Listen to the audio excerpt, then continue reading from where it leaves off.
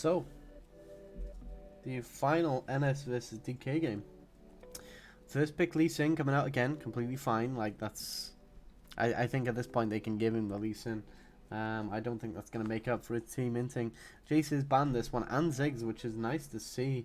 Obviously, that gives up the Lee Sin, but they can just take something like Xin here. Or the Diana, okay, so... like, NS, if they're... like, they need to pick Yasuo here.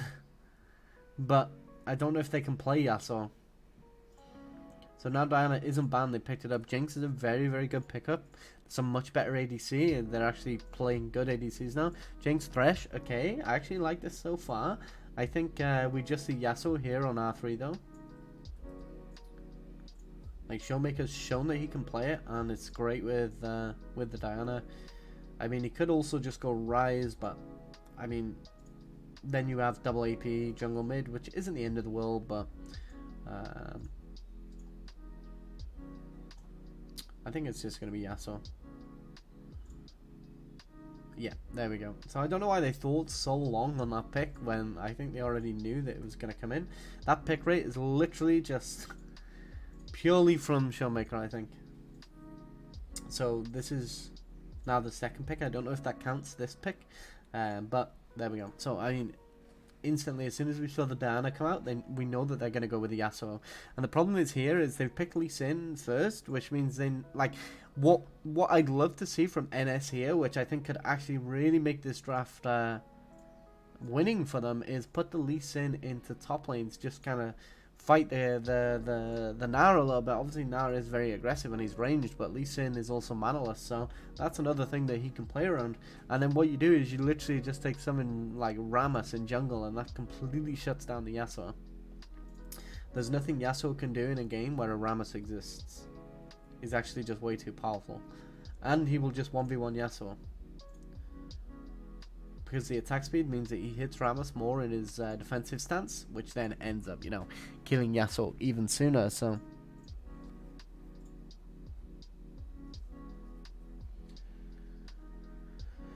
So, now, Varus, I would... Okay, Ashe is banned in mine. Varus is kind of the best pick here.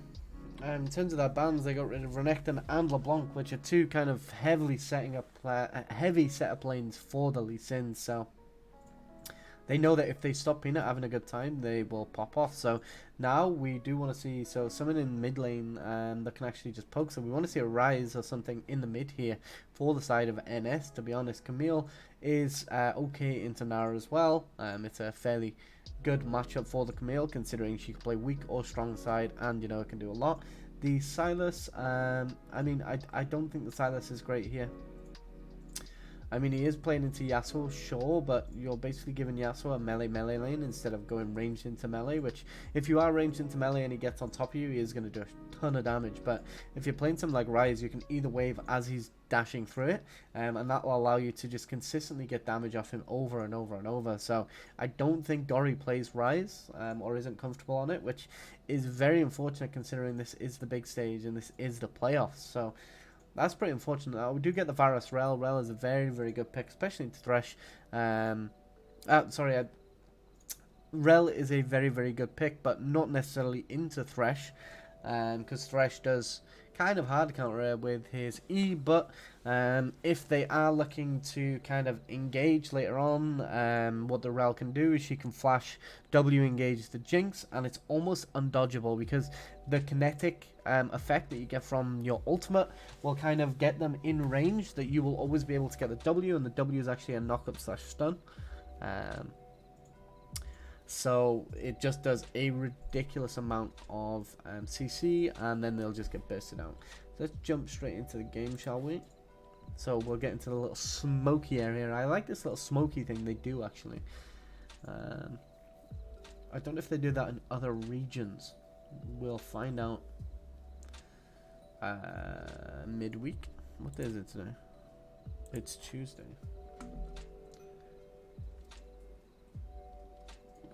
So depending on how fast this game goes, we might just do the finals. And then tomorrow we'll just have to do the regional qualifiers. And I think that's it. That will be LCK ticked off, finished. And then we'll go back to China, just so that we can get that done.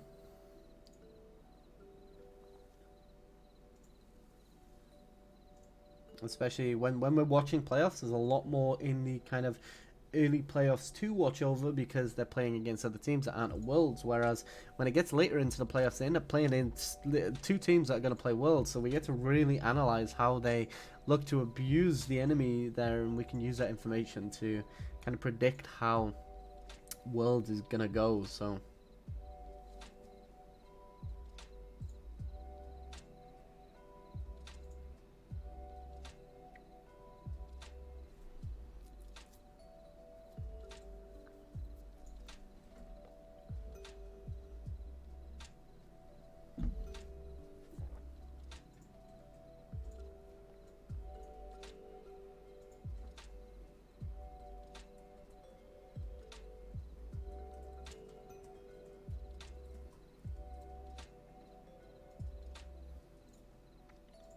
So, we can see he played kind of slow bot. The Thresh will have his flay ready, so if Rel jumps in, there we go, instant flay out, but he didn't do it quick enough.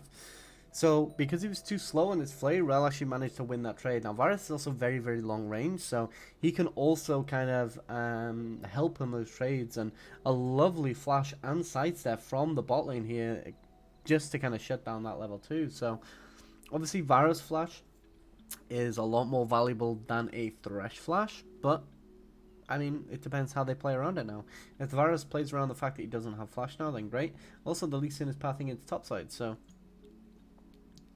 Okay, Showmaker with a really, really nice trade there. Gory kind of overcommit, which was very, very rough. He also dragged his wave back here, which is actually very good because now it turns into a slow push into him. So now because he dragged the wave, it means that this wave is actually coming back into him, which is really nice to see. I'm not sure if that was spur of the moment kind of thing, or if he was looking to get that when he went for the trade, looking to kind of get that minion drawing back into him. But either way, it worked out, and it's very, very good for him because now he's safe from the Lee Sin ganks.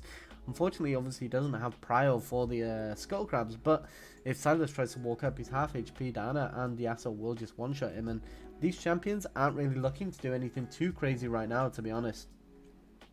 What they are looking for is to okay, so Diana got her Crookcamp stolen away, should I say.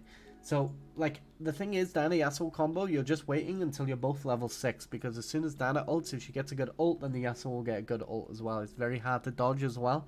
So, you know, if the Yasuo does get slightly ahead, it ends up in a really, really good situation, so Diana actually did reset here. Khan is completely fine just letting this push in. And Diana didn't go for that top crab though, so enemy jungle tracking is very weak.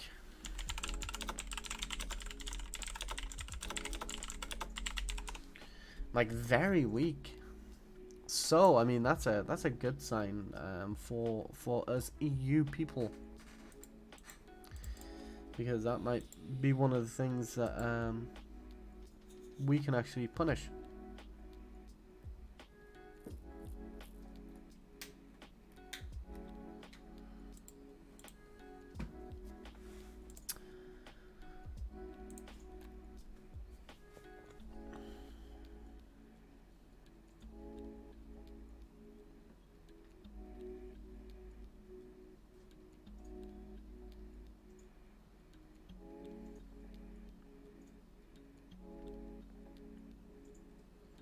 Okay, so yeah, Khan just runs Rich down. Like, he's used his E, so not really anything he can do. He does have flash, but he flashed so late. He flashed an auto attack. Like, Rich is just incredibly tilted from the last game, in my opinion. Like, the last game has had a mental toll on him, but I do like his build, so he's going to Phage first. Now, the reason why Phage first is really, really good is it gives you so much sustain in the laning phase. It's crazy, especially with the Doran's shield as well. It's super effective.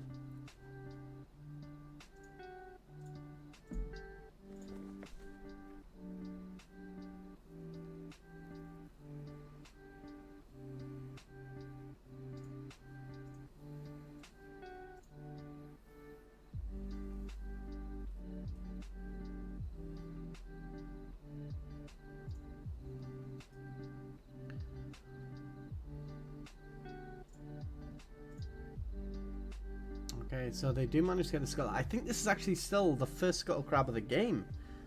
Maybe. Because nobody actually claimed it because Canyon wasn't tracking where Lee was. Now, obviously, it is hard to track a Lee because Lee can do whatever he wants. But still. So here we see the hook go wide and Beryl instantly with that reaction to jump on top. It's just not enough. And now the Jinx really wants to get the Rel. Unfortunately, she dies to ignite. Jinx still does get the passive proc, but this just allows them to just clean up now. A double kill for Diana is very scary. This is a solo kill top. Rich just completely whiffs his E. We can tell this is very, very hard tilt from the side of him. And now Khan knows that because his E is gone, he can just chase him down over and over. Especially considering he will go Mega. He does have to flash after it, but he flashed first, which is good. Like the Camille just griefed by holding on to her flash, and then she flashed anyway and just completely wasted it.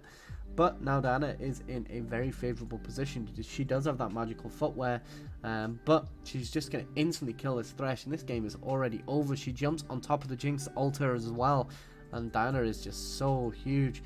Varus is going to potentially finish her with a Q, or maybe Rel just gets her. Lee Sin is coming, so Jinx actually survives here, which is very unfortunate. There wasn't enough damage out of the Diana. Like, I would have liked to see her maybe just flash after it, because if she kills Jinx there, she guarantees to get this Mountain Dragon, which Mountain is really, really important. Oh, damn. So Beryl's still level 4, so the Sylas can actually steal her up before she even has it, which is a little bit unlucky. But the Varus does have his Dirk now.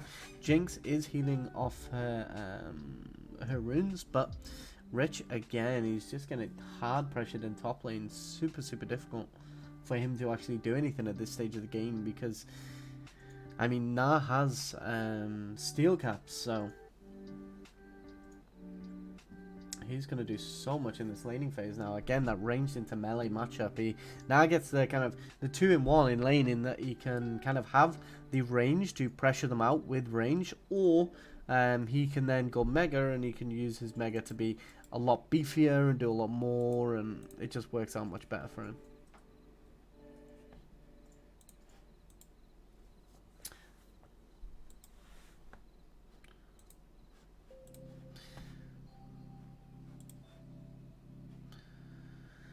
So, NS are actually going to try for this Herald now, which they're really not in a position to be able to fight. Canyon is huge, and then we see the Diana and Yasuo ultimate come in, which at this point of the game, how do they do anything against this? Gori is going to get chased down, and Canyon's going to be able to jump to him any moment, especially if he gets another Q off. He does have magical footwear as well, which do give him 10% more movement speed than normal boots due to the rune being the rune.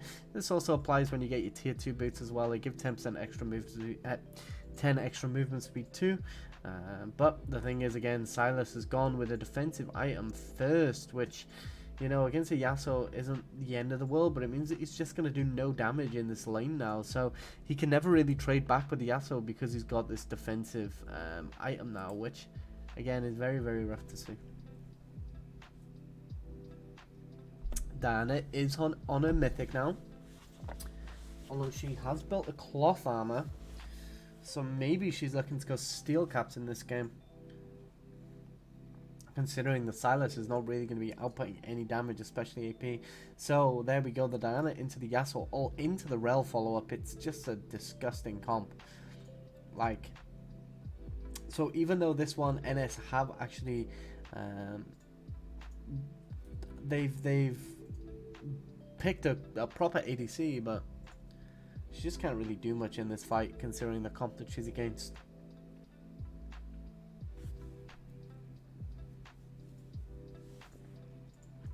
So this is the thing about DK as well. It's like, what do you ban away from them? Because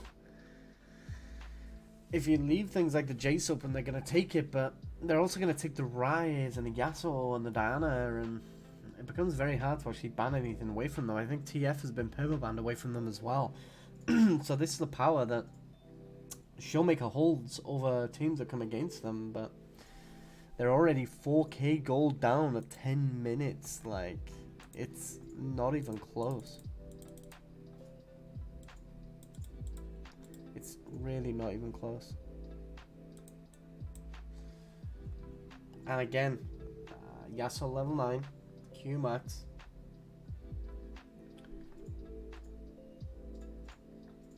I mean, he does have a Executioner's Calling as well. That's for the, obviously, to get rid of the Kingslayer, which is Silas's W.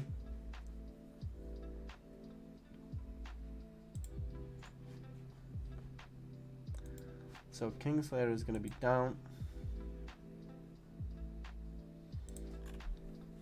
Oh, not down, but it will do less, should I say. So Jinx did get the Herald, but maybe she gets a push off here. She can use her rockets to just push very, very hard.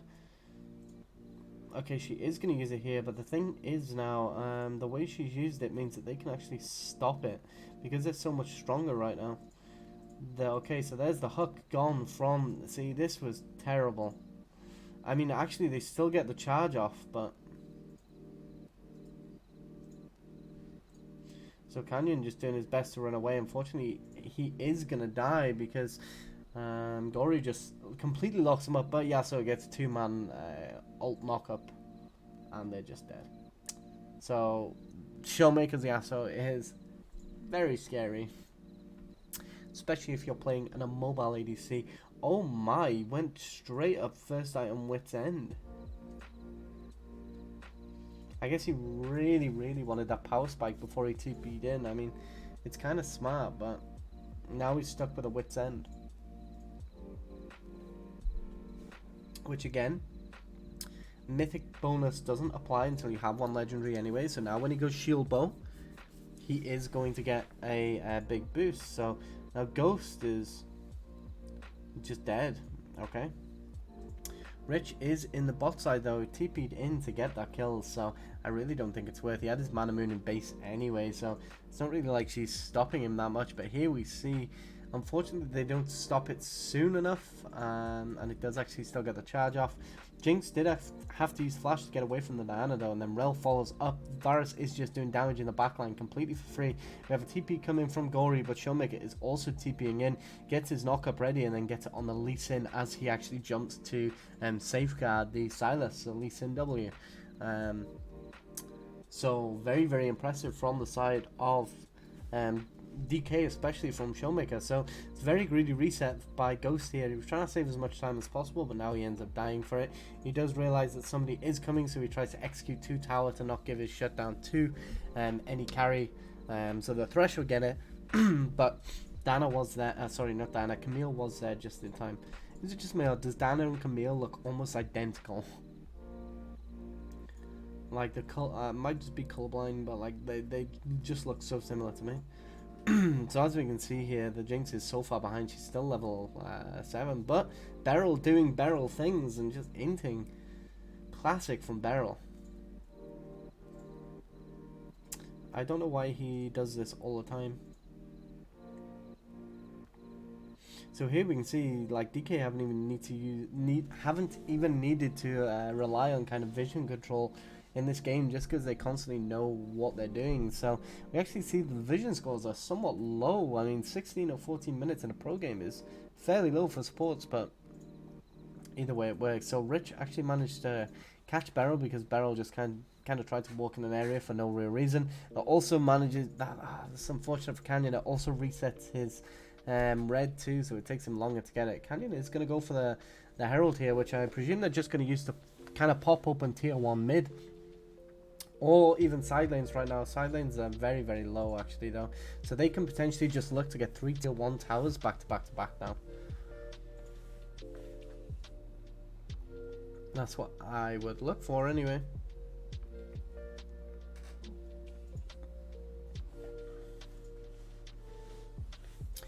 So Jinx does get the first tower in the bot lane, which is a big swing of gold over to her, but they're just going to instantly herald and get mid lane here. And top is about to go soon.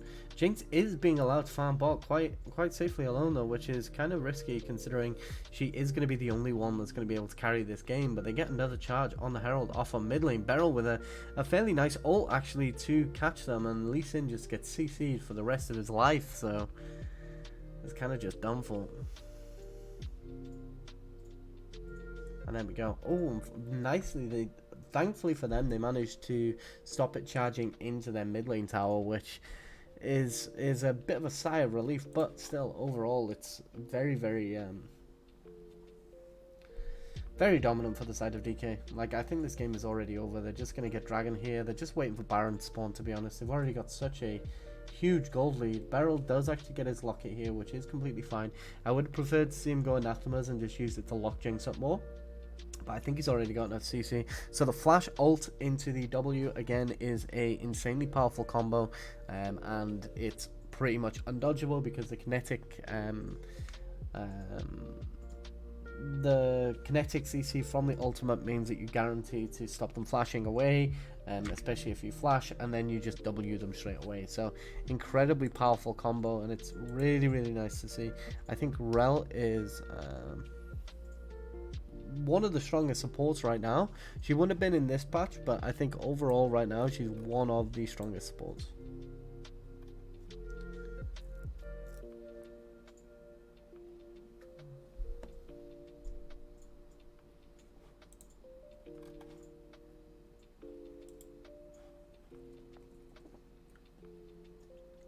So Showmaker finally gets his tower top, gets a solo goal for it as well.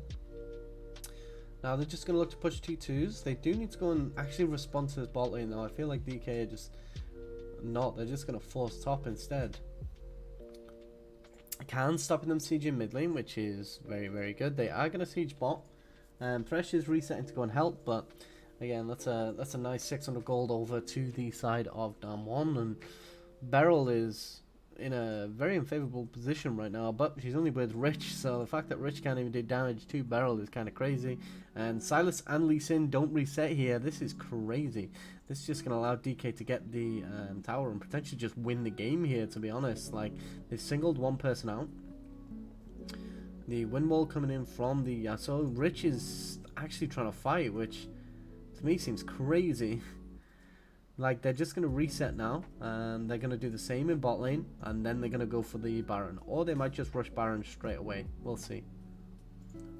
Like, after the resets, I mean. They're not going to go for it now. It's not even up, like, anytime soon. So, Yasuo's now picked up his shield bow, which means he's getting an extra mythic spike off that as well, because he's already got the Wit's End, which, you know, makes it fairly good. Lee Sin with a really, really nice ult to get Canyon out of position, though. He does have flash. He's just going to instantly jump on the Jinx. And he does manage to kill her, actually. Now, unfortunately, he does die, but Nah has ultimate. Oh, he really into that ult, though. Could have potentially killed 3 of them with that. But Showmaker is still alive, and he's still going to be doing considerable damage in this situation. Lee Sin jumps in, but instantly gets killed by the Yasuo, and then they're just going to run this down now. And this is not the game, but this is going to allow them to reset into just straight rush Baron as soon as Dana is back up, especially considering Lee Sin is still dead for 15 seconds, whereas Dana only another 3. So what they will do is they will probably just rush Baron here, since they're so strong too, and Yasuo can shred it as well. That's probably what they're going to look for. So Dana does get an engage on Kellen. She does have to ult him though, which is unfortunate, but the Yasuo manages to just jump in and do a lot. Okay, I guess we're going to the next one. So Docdom gets caught.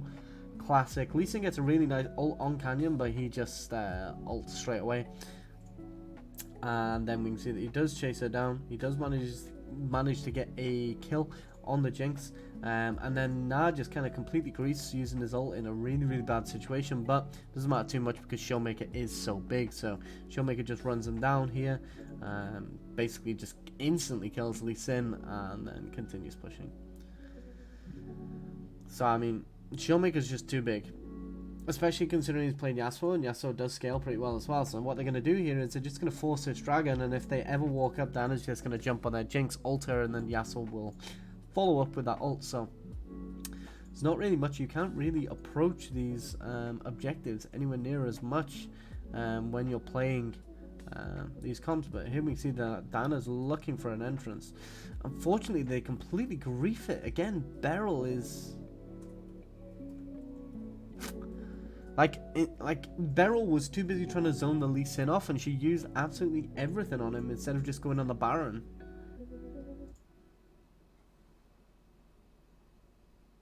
If they would have just gone on the Baron there, that would have been fine, and then turned as a group when they're kind of more restricted and close. Like, crazy things. There is an Infernal coming up in 15 seconds though, so you know, NS aren't in a position that they can do much. So what they need to do is reset and kind of spend their gold. So this is going to allow DK to get this Inferno, which is going to be a power spike, or a win condition, should I say. So Rel uses absolutely everything there, and then Silas ends up getting a really good narrow off, and that just locks everybody down. Showmaker ends up dying from that due to the fact that he gets pinned to the wall, and then they just chase everybody down. Like, it's a very sad team fight to see. It all just started with Beryl using his entire AoE combo on one person. So it's, I feel like it's crazy that Beryl is a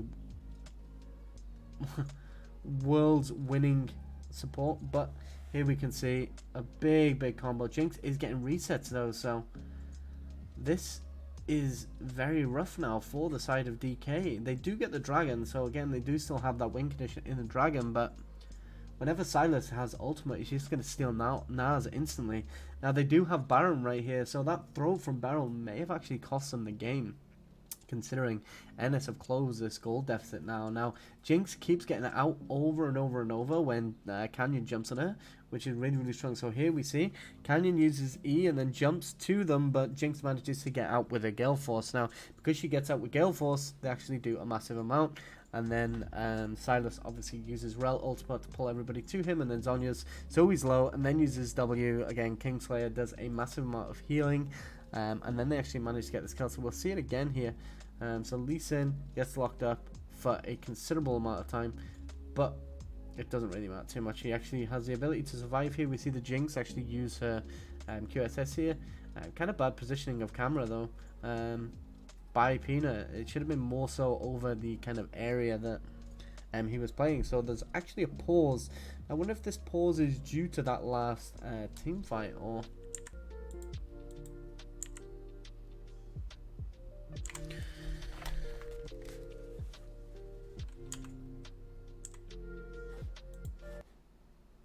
well, you know, it was starting. Let's have a look what the casters say about the pause. Start to see the composition of Nongshim come online. Oh, we will have a pause. All right.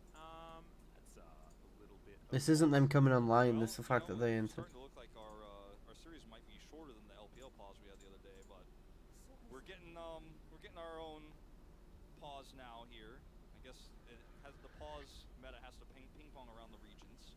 Yeah, it's we're gonna restart because Kellen's champion is glowing. Floating. Ah, the floating thresh. Oh, the much more. Oh. That is just going ball dating around. So, the map is and is able to not forget that it.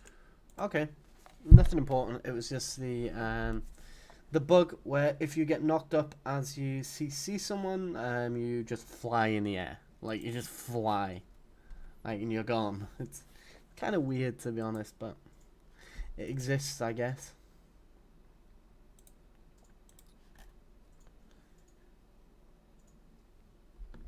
So, like I said, though, this is looking very risky for the side of DK, since this Jinx is coming online now. She has this rapid fire cannon, and she is close to her IE. Now, I don't think she should go IE here. I think IE is a little bit bait. I think she needs a Lord Dominic's instead. It's going to give her all of her gold, and it's going to allow her to start penetrating that base AD, which is super valuable on Jinx, because you need to get that one person killed as fast as possible, and if they have armor because they're a frontline, you need a way to deal with them, which is why you see in some games like Jinxes will second item Lord Doms, and it's very good. Now, I mean, is there a world where you could first item Lord Doms?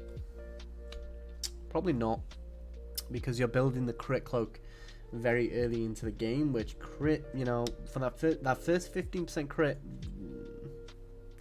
doesn't really give much. It's not that great. Like, maybe you'll proc it, well, you'll proc it technically about 1 in 10 to 20% of the time, well, 15% of the time, but it's just not worth it. You can have sometimes though where you can get like 3 crits in a row, but the chances of that happening are very low. If they do, then just go buy a lottery ticket at that point, to be honest. Like, so DK now, honestly, they're just going to play around this dragon. If they manage to get Infernal Soul, then they'll be able to get on top of the Jinx and kill her. Now, one of the big things is that they need Beryl to be one of the kind of main engagers, and he just isn't ever. Purely because they need to be able to get on top of this Jinx and knock her up so that the Yasuo can follow up. If they manage to do that, then they can actually win the game.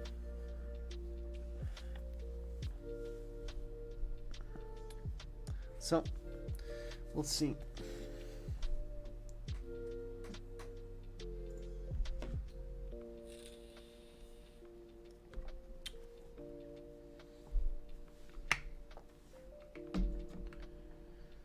So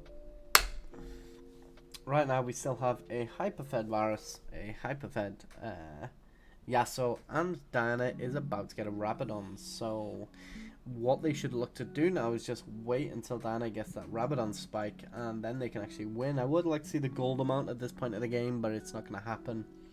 Just want to see how much gold Diana needs to actually finish his Rabadons now.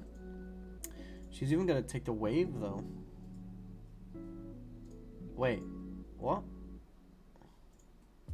She didn't take the wave.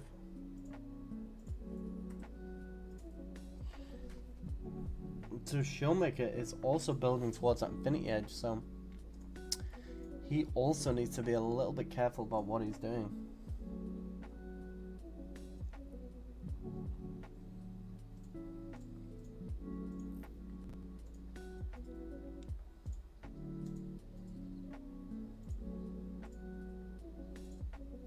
Okay, so we see a TP coming in here from Khan, and Yasuo is resetting as well, so we can spend this gold and then TP back too. He's got 570 right now. Dana doesn't actually have enough for the Rabadons, but they're just looking for the all-out team fight here. This is going to be the game or the series deciding play if DK managed to pull this one off. So they're going to instantly go on the Dragon right now. So Jinx, you know, kind of has the right idea considering, you know, if they get this Infernal, then it could potentially be game over for them. But Kellen does manage to get a hook, but it doesn't really do that much. Rel does jump in and CCs them a lot, but the Silas with a massive Gnar ult can Showmaker win this fight, even though he does actually use his ult to get over the wall, but he does have to flash back over since, you know, he does actually do quite a lot, but doesn't manage to kill a Jinx. The Jinx is so fed this game, and this is why this pick is so good.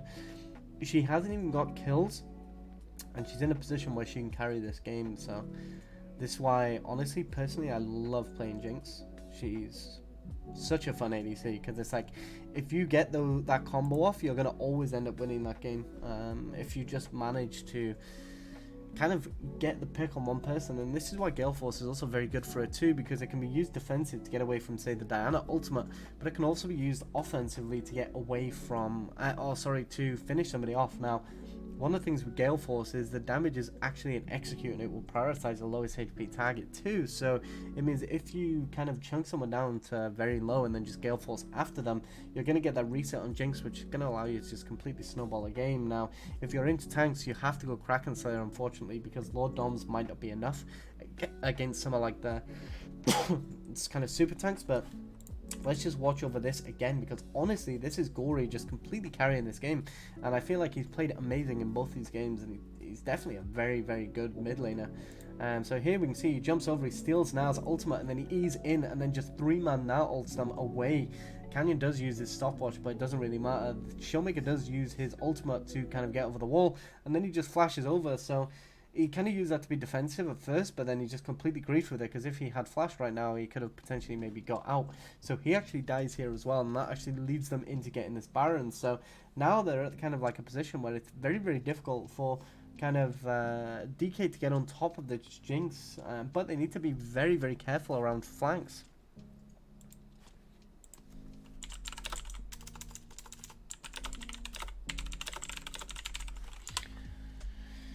So it feels like they really struggle when it comes to flanks. Beryl is very, very behind on XP, but this is kind of support for you. Now, the only unfortunate thing is that Thrush might be able to actually build a Wardstone sooner than what Beryl will, which could potentially be a little bit of a deciding factor, since those extra visions, those extra wards could potentially allow them to get these more flanks off, which we can see from this game that Damwon is struggling when it comes to flanks, especially from the Silas winning Steel and Na's ultimate. Now, one of the good things about Silas into Na is that if you steal his ultimate, you can use it unconditionally, which Na can't actually do. This is why Silas is a very, very good pick into Na. So I wouldn't even mind seeing it top, but at this point, they are just team fighting, so they are just playing around that. I am interested to see if DK can win this game now.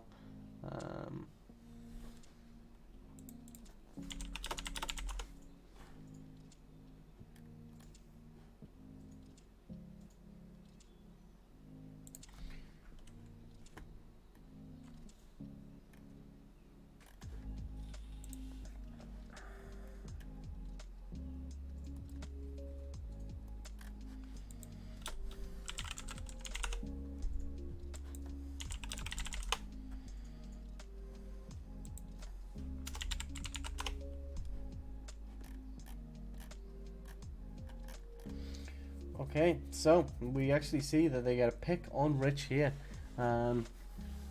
Which, you know, they did invest a lot into it, but they did actually get his GA, which is going to be incredibly influential for the next fight, due to the fact that he now doesn't have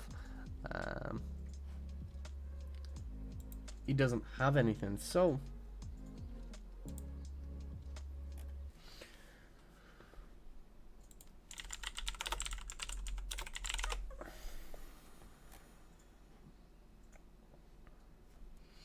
I actually think that they can't. The down one might not be able to win this game, especially because of how big the Jinx is. Unless, oh, unfortunately, Showmaker didn't manage to get an ultimate off there. But they are very, very split, so DK could have potentially looked to go there. The inhib is still exposed, but they didn't manage to get it. So, very, very kind of good control game from NS right now. Nongshim.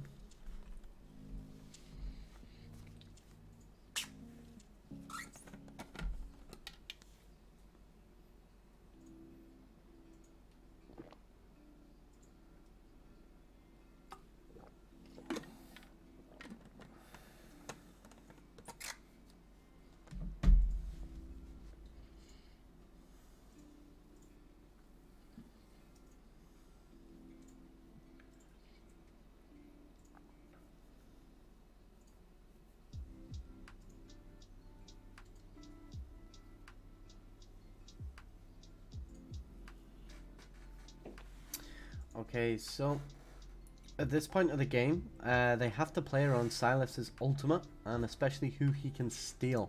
Now they're going to go for this Infernal again. This might be an opportunity for DK, considering Peanut is way, way out of position right now.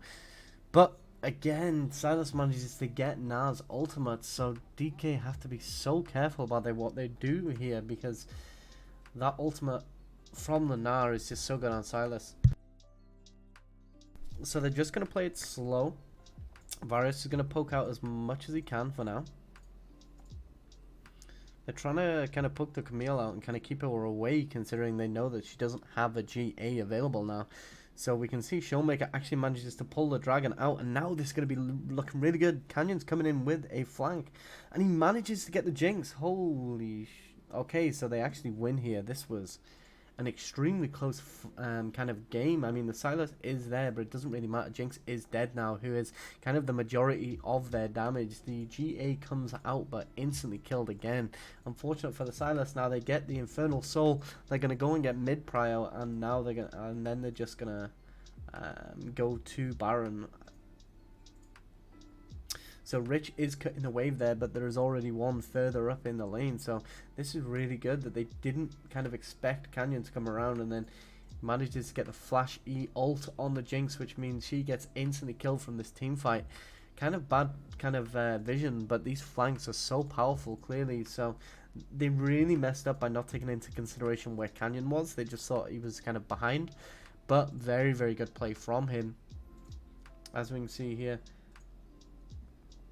there's not really that much to see, but the first person view is nice, I guess.